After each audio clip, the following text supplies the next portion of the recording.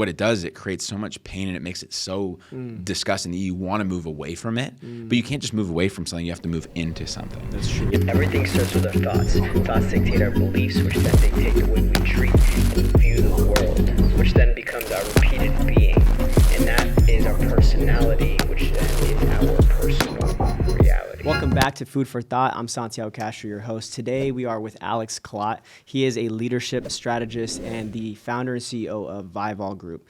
Alex, thanks for being here, man. I really appreciate you. I know you're super busy, so. Thanks for having me, man. Yeah, I've been a big fan watching some of the content that you've been putting out. So honored to be here. Thanks. And just excited to talk for a little bit today.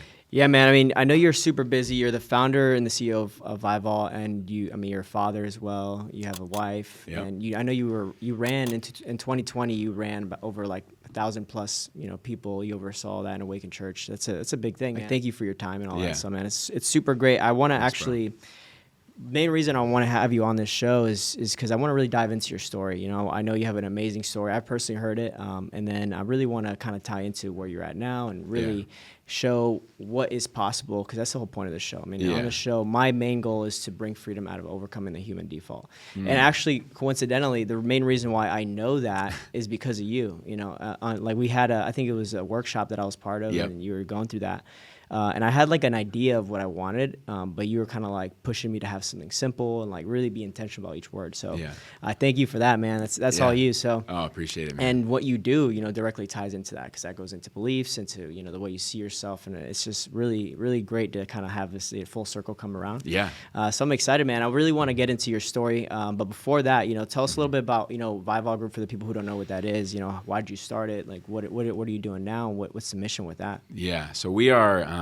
There's a lot of probably words you could use. I mean, leadership strategy is, a big part of it. Habit transformation strategy is a big part of it. Vision acceleration. I mean, basically, our mission is to empower, 1 million on-purpose leaders to start living their vision now.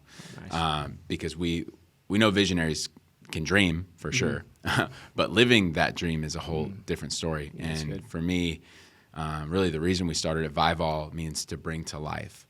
I personally experienced a lot of frustration growing up, not seeing what I saw in my mind in reality in my life. And so I became kind of obsessed, might be a good word.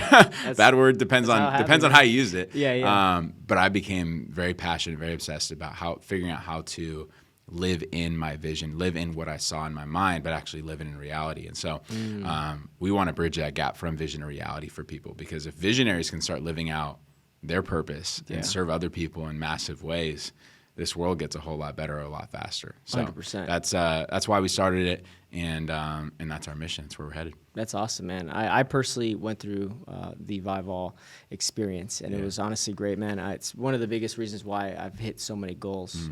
I was very goal oriented prior, but it was kind of like shooting in the dark. You know what I mean? I was just like, I'm going after goals, and I felt like I was putting more effort that needed it. At least I was more energy putting towards these goals. I feel like that I needed to do.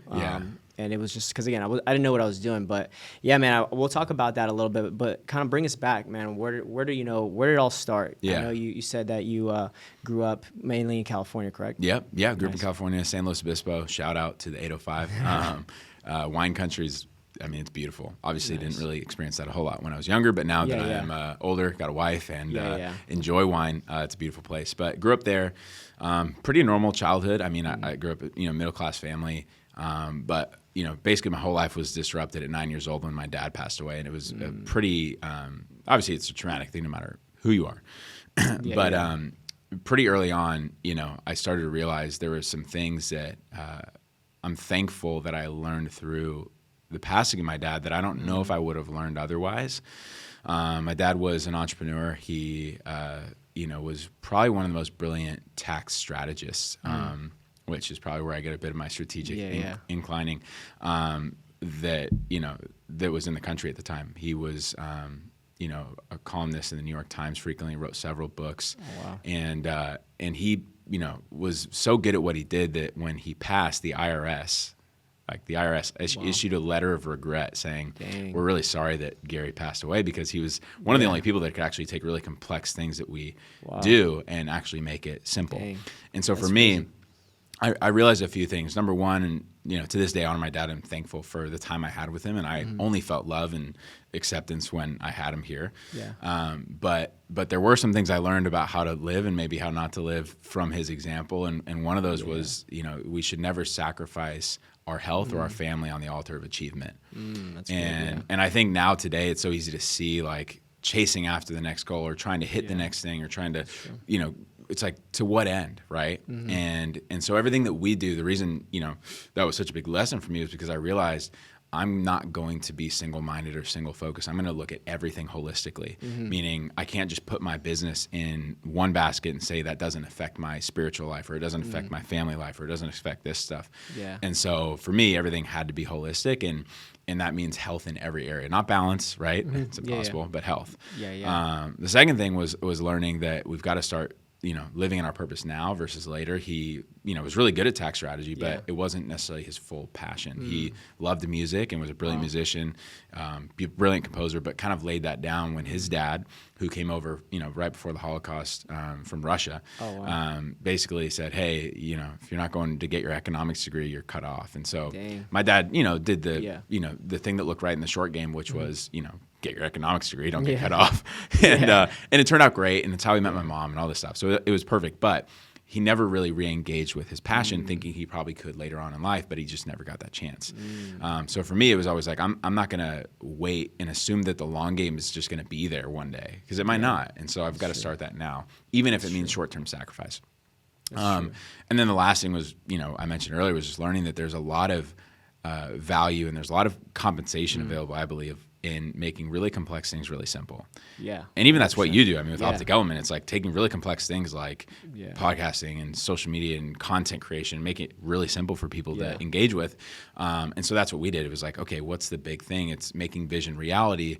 Okay, it's fairly complex, topic, but I spent the last 10 years trying to figure out how do I make this as simple as possible and actually create an experience for people to, and an operating system for people to use after that experience to actually make their vision reality. So that happened when I was younger, and then basically spent the last 10 years, between, different, I was with sales organizations, then I was with a, tech company, SaaS platform, went from, I was the second person on, I think at the time it was like $100,000, in business a year. And then within a year and a half, we were at over 7 figures. And so that was an interesting experience because, when you do that in like a year and a half, you break a lot of things. And, and so I had to, I broke a lot of things. I had to learn how to fix a lot of things. And I wasn't, founder of the company, but I was part of the key team. And so I got to see some things that were really interesting, some ways to lead, maybe some ways not to lead. And, and then came on to staff at Awaken Church. And, we went from 2 campuses, a few thousand people, now at, 10,000 people a weekend with, 6 campuses and, like you said, oversee quite a few people, staff and et cetera. And so it's just that was a whole lot of learning.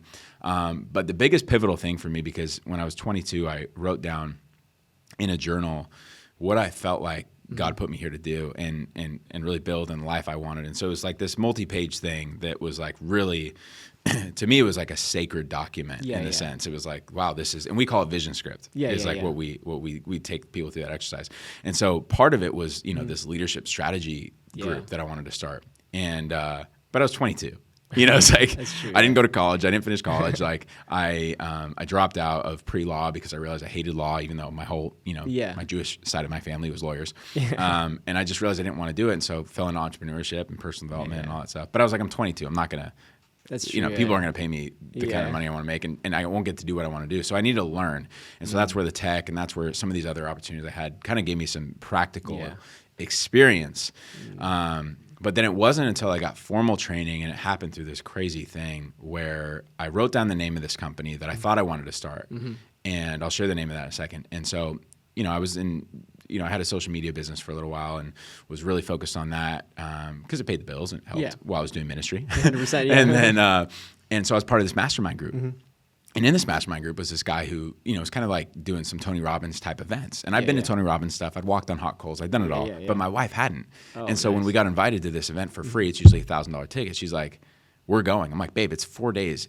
You put your phone away. I don't even get to be with you for 4 days. I don't want to do it. And she's like, well, we're doing it. And so awesome, I went to it, and it's 100 people in the room. You get into groups of 10. I'm not with my wife. I'm like, oh, this is going to be terrible. And then you get in a group. Everyone's going around saying what they do. And then, I say what I do, and then, people are going around. And then it gets to this woman, and her name's Diane. And Diane changed my life because in that group, she said, my name's Diane, and I am a organizational leadership strategist for Fortune 500 to 100 companies. Dang. And she starts talking about what she does. And she's a Christian. I had recently become a Christian. I was like, oh my gosh. This is exactly what I want to do. And I'm freaking out. I'm like, I'm going to intern for her. I'm going to pay her a lot of money. I'm going to do whatever I got to do to figure out how, because this is what I want to do. And then the kicker, she literally says the name of her company, which is the name of the company I wrote down in my journal 5 years before that. And it was called crazy. Blueprint Leadership Group. And I lost my mind. I just literally lost my mind. So the entire weekend I was like, God set this up and opened the door for me to, basically by the end of it, she said, hey, I feel that I'm supposed to mentor you for free. Wow. And basically give you everything I have. That's and so crazy. she did. And so I got formally trained in most of what I do via that, and then probably spent anywhere from like $70,000 to $100,000 in masterminds, coaching, training over the last 10 years. So between the experiential side and the formal training side, that's where I really came to start Vival Group in 2020 when I put all of it together and created my own business based on that. And so, been doing this for, it'll be 2 years come like August, September. Yeah. So that's crazy. That's how we got to where we got. Yeah. That's awesome, man. Yeah. It's kind of like you use, these like different positions in your life to kind of leverage and gain experience to kind of get you where you're ultimately at. Yeah. What was it?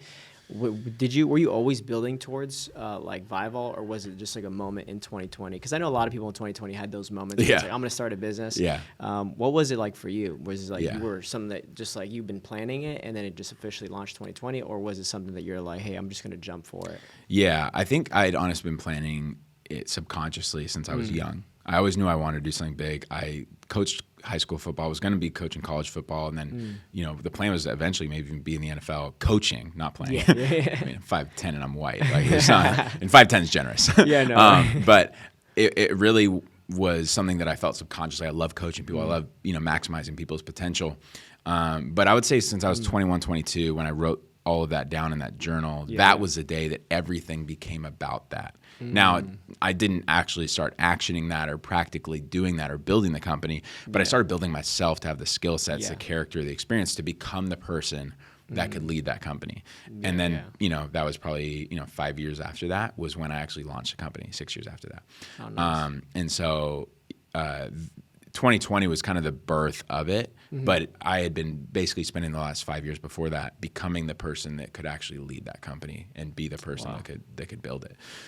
So 2020 is more of like the snap, like it happened, but I'd been focused on it for 5 years. Okay, yeah. So it's just like it's pretty like marinating for a while. Oh yeah. And then 2020 was kind of where. Yeah, because I had to filter through all my experiences, like you said, whether I was sense, at the tech company or whether I was at the church or wherever I went, I had the filter of. I have to become the person that can help someone bring vision to reality, whether it's organizationally, whether it's personally, whatever it is. And so that helped me stay in things that I didn't want to be in, or help me, really like make the most of everything I was doing because I was doing it for something bigger, right? Yeah, when you say it like that, it's kind of because for me, it felt like I kind of just started my company in 2020. Well, it was kind of like the idea was started in 2020, but I didn't launch until 2021. Yeah. But in reality, like everything up to that moment was kind of like I've always was creative naturally, and then I kind of joined the Marine Corps. I didn't want to go to college. Yeah. And creatives naturally are just very disorganized. It's just kind of like what I've noticed. It's just like and there's science that proves that having a disorganized room really inspires more creativity. And I guess that's kind of how it goes hand in hand. But when I joined the Marine Corps, it kind of like structured me a little bit to be more strategical and a lot more organized. Yeah. So then when I got out, I was able to kind of focus on, the side of being creative, but with structure. Because the way I see it the is unicorn. Like, exactly, I know, right? And it's kind of hard because I work with creatives and I love all the people I work with, but I can see the disorganization. But it's kind of like you have to let them be in that to an extent, Yeah. But yeah, I was like, I love both structure. Structure was something that I had to like really practice. Yeah. But creativity comes naturally, and it's something that I got to at least kind of bring together. Yeah. And then that really is kind of what Optic Element is. It brings a structure to creativity to be able to use properly. Because the way I see it is like creativity is kind of like, because I was a marksmanship instructor in the Marine Corps, so I use a lot of analogies with weapons. But like when you take a bullet, it has gunpowder in it. If you were to clamp it and then like just take probably like a pin and hammer it, it'll go off. It'll explode. Wow. It will actually like probably cause some damage because there's so much power in it, and that's kind of what creativity is. And then, but if you take that same round and put it into a weapon that has structure, has systems and processes, now it's able to be pointed in a certain direction and actually execute something with precision, right? Yeah. And that's what structure is, right? And then when you bring together both of them, you know, that's kind of what Optic Element is, and that's why I love what I do. Yeah. But it kind of like makes sense because I was, you know, creative in this area, but then the Marine Corps, you know, I learned a lot of things about leadership, mostly on what not to do. But it kind of like all built me up for this moment, and it feels like, and that's kind of what it always ends to be. Like a lot of people feel like overnight, you know, these people come up with these ideas, but it's just something that you build over time. Yeah. But yeah, man, that's crazy you say that because I didn't really think about it like that until you said that. Because it's something I guess I was doing subconsciously. That's awesome, man. I want to dive into goal setting. I know statistically only 8% of people actually achieve their goals. And you know, based on the amount of people that are in this world, that's a very, very low number. Like, why do you feel like that is, you know? Yeah. I mean, and that's, you know, that's kind of why we started the company was like people who have, because the only reason you set goals is because you have a vision of something better, right? True, whether qualitatively or quantitatively, you're like, I want X to be better, whether it's your health and fitness or whether it's your, you know, sales and marketing, you know, side of your business, or whether it's your family or your marriage or whatever it is. You have a vision of something better, so you set a goal to increase that. And so for us, we're like, we've got to make a difference there. And so we've kind of identified a system that actually takes a lot of the math out of the equation in the sense of, you know, we have about 90% of our clients hit about 90 to 100% of their goals every single quarter. And that's good. So it's pretty rare, but it's because, you know, I believe the reason most people don't hit them is partially mindset stuff, and we'll talk about that. But I also think that a lot of it is people not actually thinking that there is a way to accomplish something, or there's a way to actually accelerate vision or hit goals, or whatever you want to say, whatever you want to call them. And so if you don't think that there is a way to do it, and you think everything's just kind of happen chance or random or whatever, or luck, then of course you're not going to like be committed to figuring that out. But I was like, we have to figure this out. This is the essence of everything. Because if you don't progress, then, you know, you don't live in anything. So the framework we use is called IRA. And for us, we call it a vision acceleration framework. You call it goal setting, you call it whatever you want, but vision acceleration. Because at the end of the day, what if you could accomplish in, you know, what you think you can do in 10 years, or what you plan to do in 10 years, but what you could do in 3 or in 5? And I believe there's a way to do that. And so it's this 4-step process. The first step is awareness. So we have to become aware. And I'm not here to say that I like invented this at all. I think this is a what I would call like a first principle or fundamental truth that exists no matter what, who you are. Now, whether you tap into it is a whole nother story. And so awareness is the first question you have to ask yourself. And we can think of this compartmentally, or we can think of this holistically. Compartmentally mean I can think of this only in my physical health and fitness. I can think of this only in my, you know, marriage. I can think of this only in my mindset, or only in my sales and marketing, or operations, or finance and admin portion of my business. Or you can think of it just my whole life, my whole business in general. Is the first question is, where am I? What's the current reality of this state of this situation? So let's say it's your physical health and fitness. Okay, the reality is I weigh this much, my body fat percentage is this, and I don't, you know, I think I can do more. That's the reality. Now, if you don't know how much you weigh, if you don't know what your body fat percentage is, if you don't know really the state of the reality that you're living in denial, and you can't move from denial because you don't have a clear starting point. So we have to have a clear starting point. That's number one. The second thing is, and the second question is, what's possible? So still in awareness, but the second question is what's possible. And there's 2 subsets of that. What's possible for someone else? So what's possible for someone else in physical health and fitness? Oh, well, you know, I've seen people on magazine covers and Instagram and all these things that, and, you know, they're shredded. They got 6-pack. They, you know, have, you know, 7% body fat percentage or less. And, you know, they're bulked up or whatever it is. And then the second part of that is what's possible for me. And if those 2 things are different, ding, ding, ding, you found yourself a limiting belief, because we believe that there is no result that does not come from something we have or have not done. In other words, you can take full responsibility for everything in your life. There's nothing that just happens accidentally. It's either from something that's done or not been done, which is freeing for a lot of people. if you're willing to take personal responsibility, and it's really condemning for a lot of people who don't want to take personal responsibility because it causes you to confront the actual issue. 100%. So that's where we see limiting beliefs, and that's where you can start to address those things because, limiting beliefs are the things that actually keep us from engaging in the activity that moves the needle forward, 100%, right? Yeah, it's really the foundation to everything too. Yeah. Because I mean, I know I heard somebody talking about how in today's age there's a lot of like affirmation kind of like gurus. Yeah. But it's like and that's great and everything, and it has its place. Yeah. But you can't just continuously just say affirmations and think that you're gonna your life's gonna happen. Like, you have to prove it to yourself, because if not, like, you'll go insane. To believe something that you don't really like, to say something you don't really believe is almost like being insane. Yeah. And so if you always do that, it's like there's like, it almost feels like kind of like you're doing the easy part, but you're not doing the hard part, which is the actual underlying issue. Yes. And you have to identify that limiting belief, which is actually very hard to do. Yeah. Like, when I went through the process, like, they're so deep, they're so like grounded. Yeah.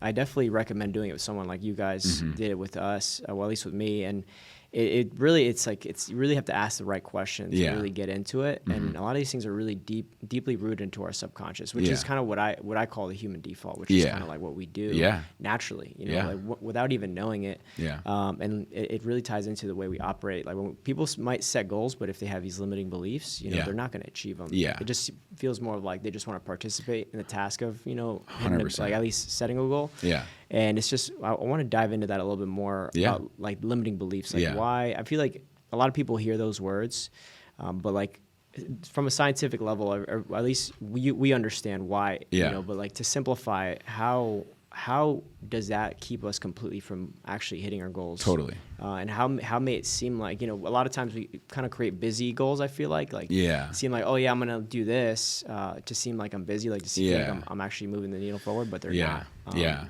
So limiting beliefs, and it's a buzzword right now. Like, it's everywhere, right? And I learned some of this stuff from a brilliant marriage and family therapist, but he's basically in my mind, he's also a performance psychologist. Like, he's just absolutely brilliant at knowing how the brain works.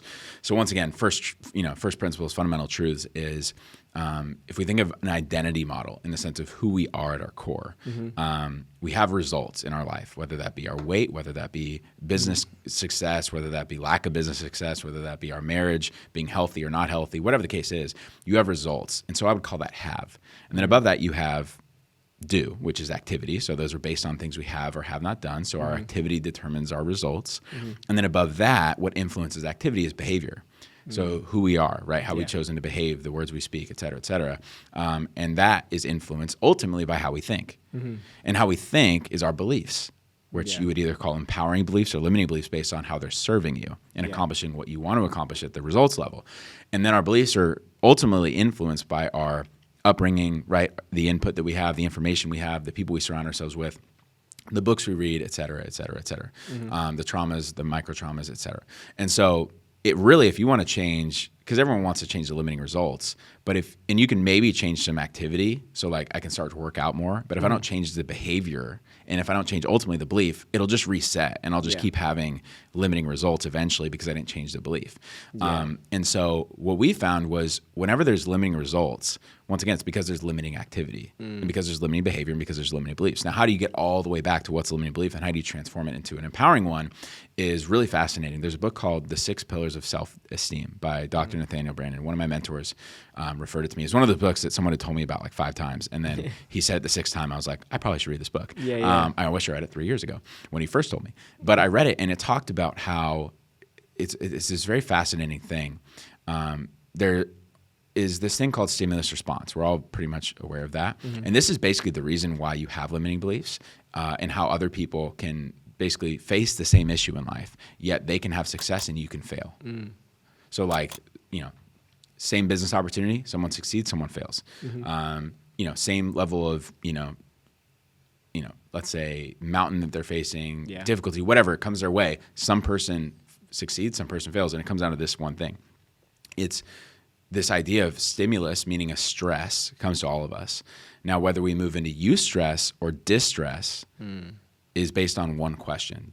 Distress is what we would call, like, limiting, action, right? So it's like paralysis, or it's fear, or it's distress. And this is how this psychologist would basically teach you how to get back to the limiting belief. Is you start with a feeling. Where are you experiencing negative emotion? So anyone can do this. If you're listening right now, just think of where are you experiencing limitation, because wherever you're experiencing limitation, you're also probably experiencing negative emotion, whether that be distress, anxiety, fear, anger, bitterness, whatever it is. Yeah. And then he said, so that's distress. Stress is not bad. Because stress comes to all of us. It puts pressure on something that that we need to basically make a choice on. 100%. And then distress is bad, and eustress is where we go into positive action. It's this idea that I'm going to move into energy. It's this challenge, obstacle that comes my way, and instead of paralyzing, which is a lack of action, it's limiting activity, or it's bad activity, moves us into positive action. And so what he said is the only difference this book talks about is the answer to one question. And that one question is this: can I handle this? So if you fundamentally believe that you can handle what's facing you, then you will go into eustress. And that's why people get positive results, because they engage in positive action, because they have a positive behavior response, which ultimately is driven by a belief that I can handle this, versus the negative side of that, where I don't believe I can handle this. I believe this is too big for me. I believe that I'm not capable of this. And ultimately those two fears that are fundamental to all of us is I'm not good enough or I'm not worthy are the two things that are driving that response, which is I don't think I can do this or I can do this. And a lot of that ultimately comes from how we were raised, right? Our relationship with our fathers and our mothers. It's fascinating. Like if you watch any performance psychologist, whether Tony Robbins or whether it's kind of work we do or someone else, most of all the work comes back to your relationship with your parents. 100%. And if it's good, it's you probably have this esteem that says I can handle whatever's in my way. And if it wasn't good, meaning there was a bar that you never reached or felt like you didn't reach with them, guess what? You're probably living in performance, and you probably always feel like it's never enough. That's true. And so we start with that feeling when we're trying to identify a limiting belief, and then what you do is you say, okay, you're experiencing anxiety, distress, fear, whatever. Let's work it back down towards what are the thoughts that come up.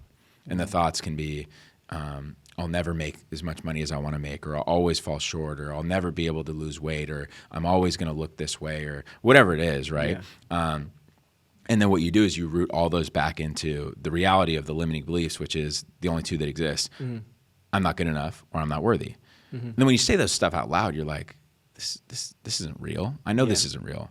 And if you do believe it's real, then we've got to rewire. And so what you do is you take each one of those thoughts. Let's say I'm never going to be good enough to make this much money, or I'll never be able to lose this much weight.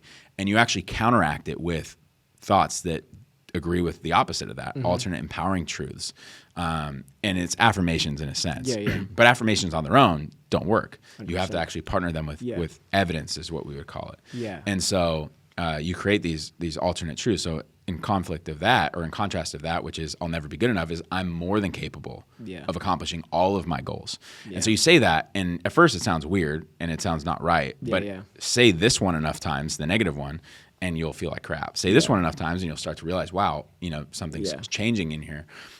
Because what your brain is looking for in the reticular activating system, which is this, and you've talked about this, I think, in one of your episodes, is it's looking for evidence of the most dominating thoughts that you have. So imagine if you have 60,000 thoughts a day, and you've got this list of things that basically are limiting, thoughts that are running through your head about how you're not good enough or how you're not worthy. Your brain is looking for evidence of that constantly, because it's the most dominating thought. So most of us are playing defense at best. So what affirmations do is they directly attack the lies that are constantly running through our head. And let's say you do those 10 times a day, which seems like a lot, but I mean, how many times are these running through your head? And so if you do these, 10 times a day, what you're doing is you're actually saying, I'm going to go on offense and make these the most dominating thoughts in my head. And then my brain's actually going to start looking for evidence of that to be true. So then let's say I'm more than capable of reaching all my goals. So then the evidence that we want to match up with it, because you need to locate evidence for yourself. Because if you do affirmation without evidence, your brain's going to call you a liar and shut it all down. Now, if you just do evidence and all you do is, I don't believe in affirmations, I'm not going to rewire my language, but I am going to just do the work. That'll be good, but eventually you'll reset and it'll break. So you have to do both. And then you would add something as evidence work of like, I'm going to make this many calls a day.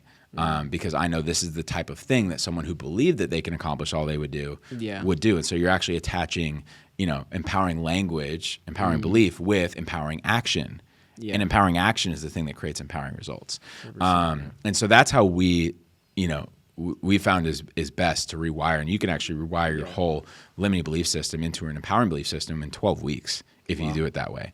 But it takes commitment, obviously. Yeah, but that's how you can kind of get down to the root. Is you start with feeling, thought, and then the belief. And your goal is to get every limitation into a place where you say, I can handle this. Whereas no matter what comes your way, I can handle this. Because then it doesn't shut you down, and you can stay in empowering action, which creates empowering results. Long way around of talking about this. No, 100%, man. This is like what I love to talk about. It really is one of the biggest things too, because I feel like within at least culture of everybody, like we live in like a self-help culture. I feel like everybody's trying to like better themselves, but by themselves. And it's kind of like to me, it's kind of toxic. But there's like almost what you're talking about. It's like people take one of these things and they expand them, whether it's goal setting, and then they make it its own thing, and then people are frustrated because they're doing what these people say and they're trying to hit these goals, or even affirmations. Like you said, these things alone they're pretty much useless. You have to piece them together. And I feel like what ties that all together is really understanding. Because it's with any of it, because again, I can goal set and I can do affirmations, but if I don't understand where to project these things towards or what to focus on, then it's like almost useless. Like you're using really powerful tools, but for what? Like for nothing that's really like actually pushing you anywhere. 100%. Which is kind of what it feels like, because for at least for me, it's like you had to like face what that limiting belief was to identify that, to then attack it. And then all these things come into play. Like affirmations is like a huge part because your words carry so much power. But again, like, what's all this power if you're, throwing it towards something that doesn't matter, or maybe something that you're trying to like say is a problem because you don't want to go deep enough to really identify what the real 100%. Problem is. So it's like, it's crazy how you say it. And that's really, and when you put all those things together, obviously then you're able to actually start constructing good habits and actually doing what you want to do.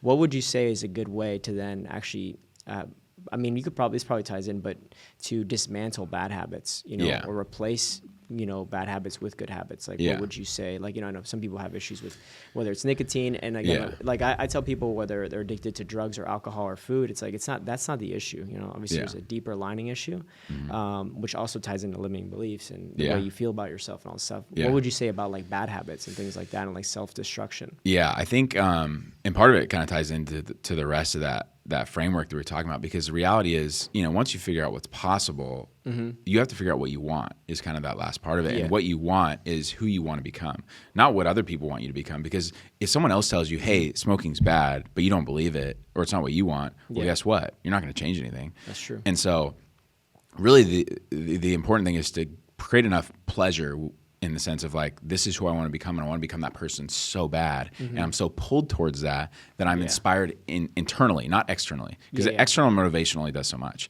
And then you have, on the other side of that, you also have the reality of, okay, well, this is what I want, which means I want to grow into someone different, but also I want to get away from who I, kind of am now, and these habits I have.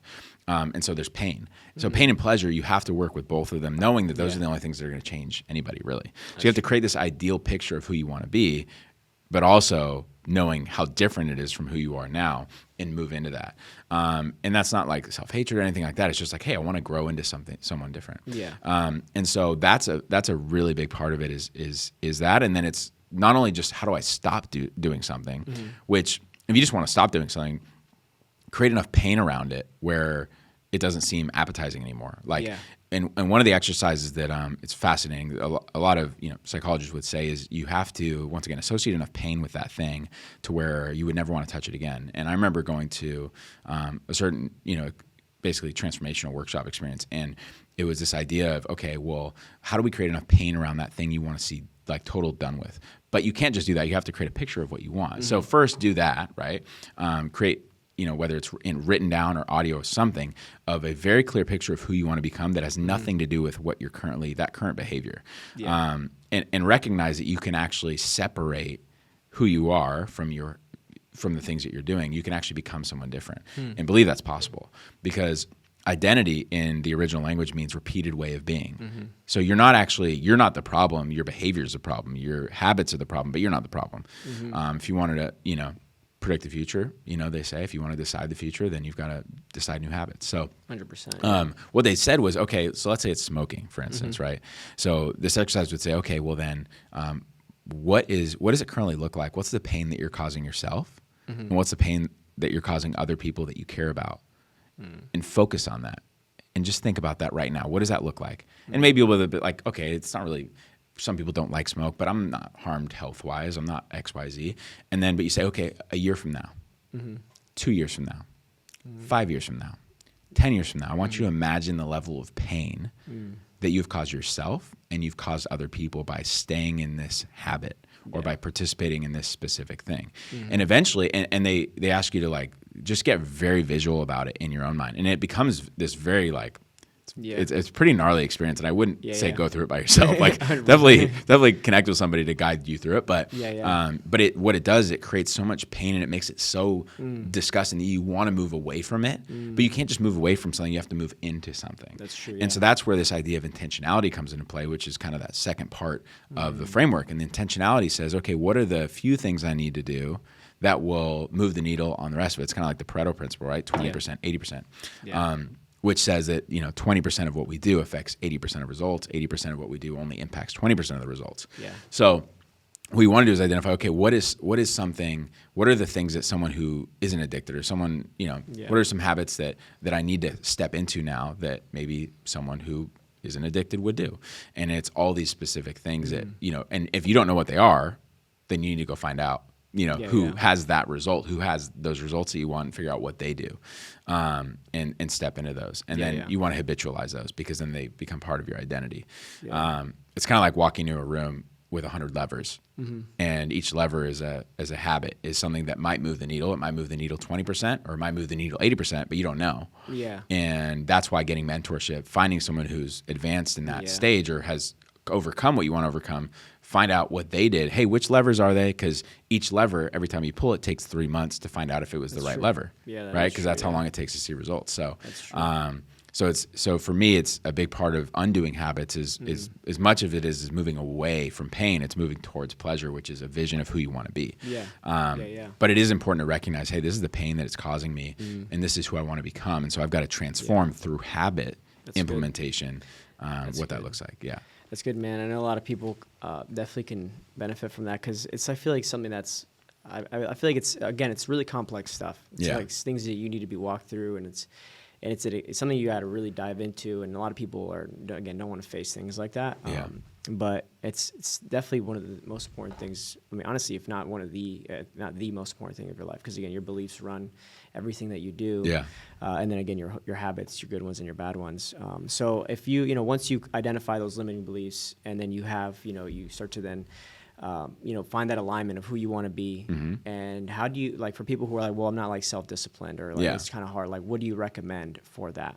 So when it comes to installing new habits, there's a few things that are really important. Obviously, once you figure out who you want to become, and you've decided these are the activities I'm going to participate on a weekly basis. Let's even just say working out. Let's just make it really simple. So let's say you want to be someone who works out, 4 days a week. And so if you just say, hey, I'm going to work out 4 days a week, and I always like, closing things into 12-week increments because a year's too long, a month's too short, a quarter is where most corporations do their, analysis and performance. So I would say live in 12-week worlds.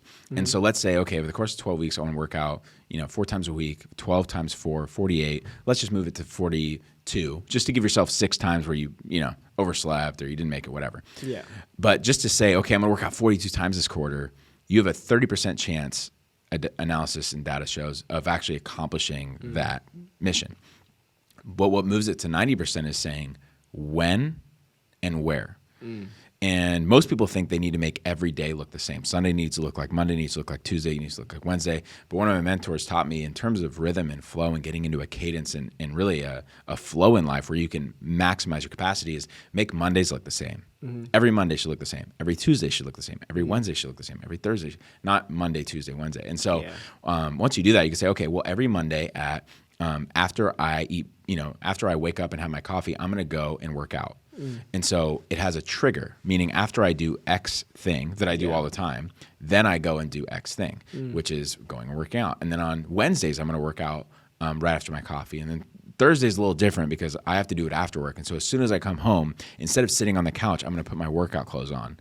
So as soon as I walk in the door, I know I've got to go put my workout clothes on. And then the fourth time, let's say it's a Saturday, I'm going to do it first thing in the morning, just like the other days. And so when and where, and then where, like, I don't know where I'm going to work out. Well, so basically removing friction is the most important thing, because if your brain has to think even a little bit, your willpower is so low, people don't realize how low their willpower is, that it's not even worth it. You're better just to design something that has zero friction and then step into it. So that's in terms of like the designing it side. So that's the 90%. And then I believe the remaining 10% where you could really make sure that you get stuff done is you basically set up what I call an accountability box. And an accountability box is basically the answer to the question, how do I do the things I don't want to do? And it's this idea of pain and pleasure, right? Coming back into it, but actually making it, implementable. So let's use that example again, the 42 workouts. So let's say you want to accomplish 42 workouts in 12 weeks. So what you would do is you say, okay, my goal is I've got a lagging and a leading measure. So a lagging based goal is outcome based only. So let's say your whole goal of working out 4 days a week is because you want to lose 10 pounds in a quarter.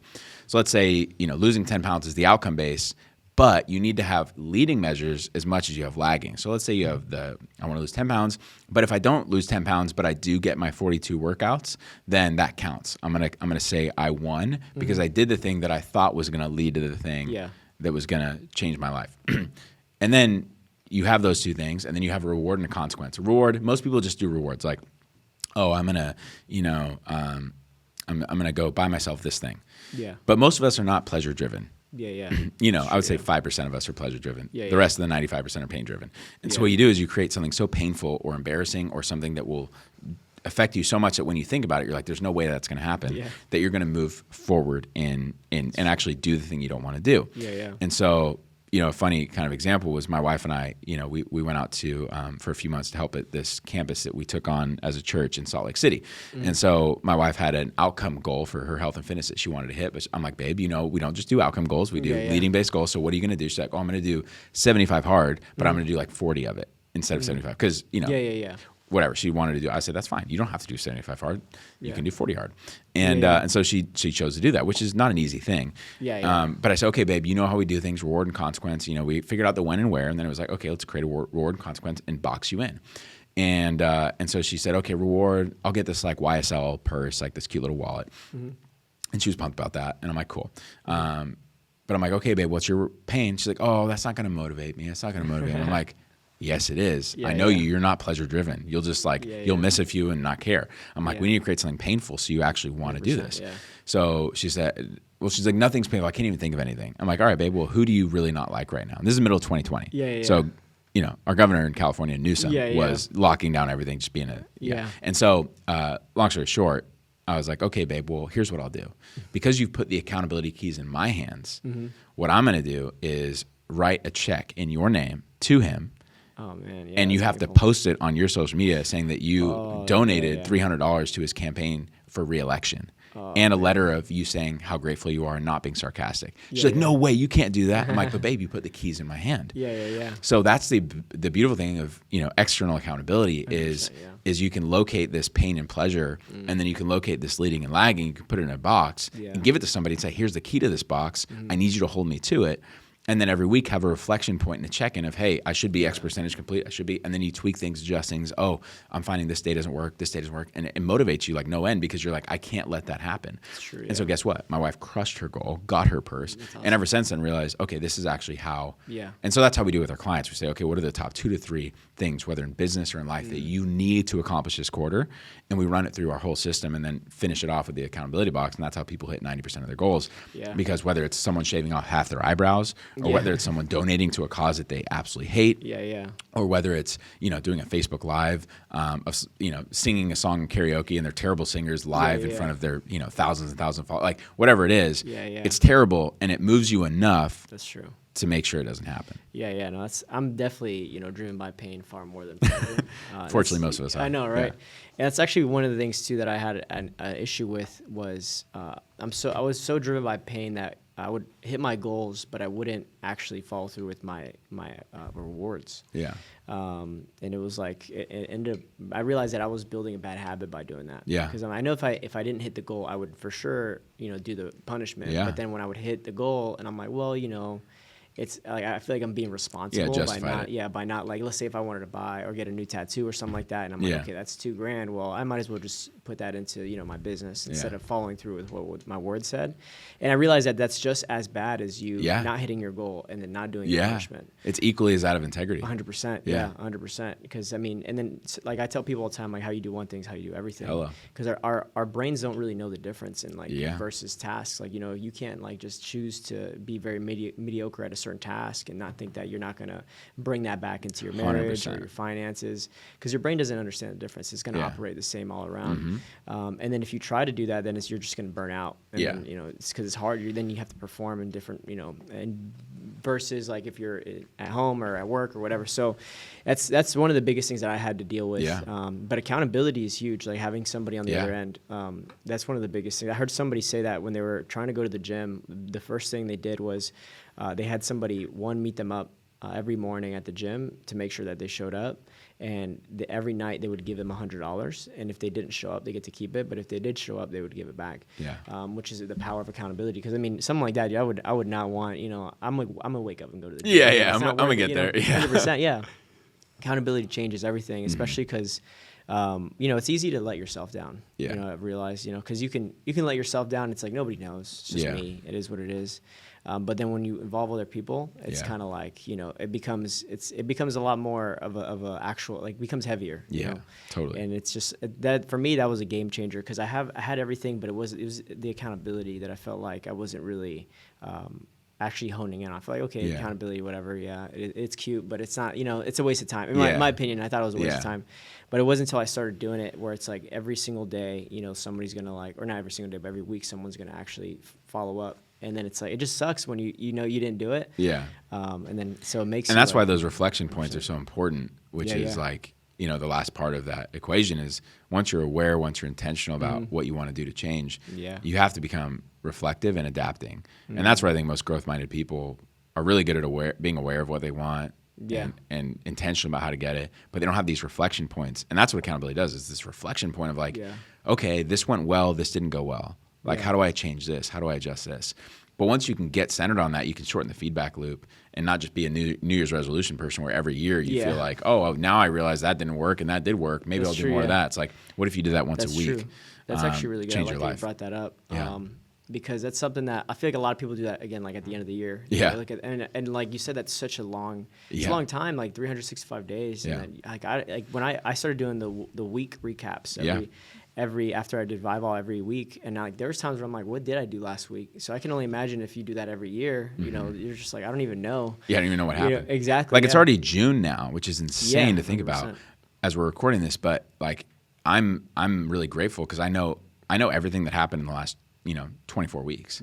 I can look at every single week and say I accomplished all of these things, which to me is like really, awesome, because I'm not sitting here like, what did I do with my life this 5 months? I'm like, I can see exactly what I did with my life this 5 months and be really proud of myself. 100%. And that's so crucial, because when I started implementing that, and that's something I do every week now, it really kind of helps you understand, okay, cool, like, I'm actually either on track or I'm not, or whatever. And it really kind of helps you isolate the way you feel about certain things during certain moments or certain seasons of your life. Because that's one thing that I realize is, something bad will happen on, let's say, like Monday at work, and then you just like sit in it, and then bleeds into Tuesday.